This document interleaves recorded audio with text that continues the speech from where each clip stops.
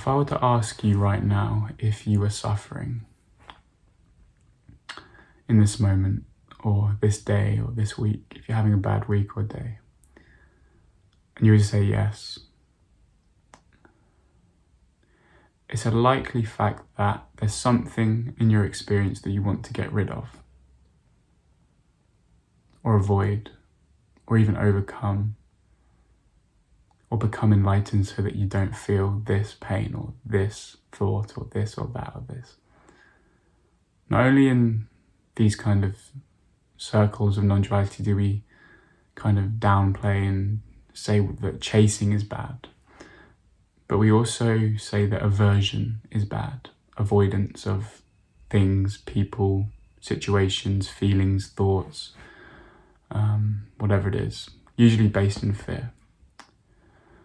Now, what if I were to tell you that enlightenment wasn't the transcending of these things, the managing to become so peaceful and strong that we overcome and see through all of these things we're avoiding, but more that once we realize ourselves, once we see through the self, once we really do liberate ourselves, it's not that we never come across these things we avoid again, or as too strong to even have to face them.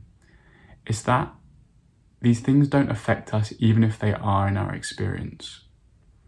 Thoughts are no longer not there, they're still here. There's just no identification, there's just no suffering from them, there's just no resisting them. Because there seem to be sensations, they just seem to be completely raw, belonging to no one. Like if a bird passed your window, like a thought going through your head.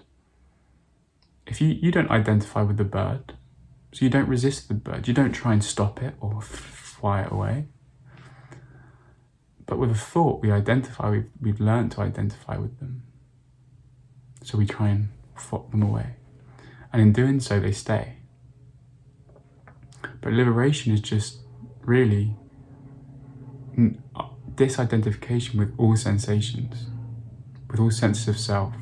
And in doing so, we liberate ourselves from resisting these sensations, these thoughts, these feelings.